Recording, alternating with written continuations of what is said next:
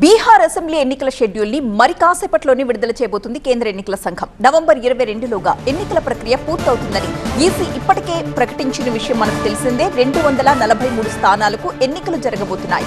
బీహార్ తో పాటు జూబ్లీహిల్స్ పలు ఉప ఎన్నికల తేదీని ఈసీ ప్రకటించబోతోంది.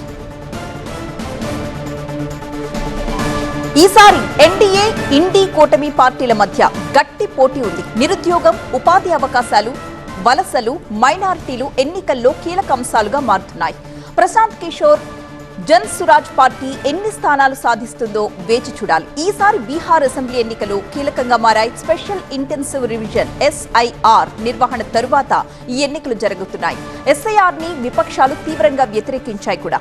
సుప్రీంకోర్టు తలుపు కూడా తట్టాయి. అయితే సుప్రీంకోర్టు గ్రీన్ సిగ్నల్ ఇవ్వడంతో ఇప్పుడు SIR ప్రక్రియ ఆధారంగానే ఓటర్లు తమ ఓటు హక్కును వినియోగించుకోబోతున్నారు.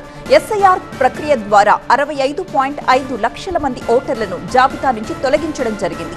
21,05,000 మంది కొత్త ఓటర్ల పేర్లను ఈ జాబితాలో చేర్చారు. దీంతో బీహార్లో 7,42 లక్షల మంది ఓటర్లున్నారు.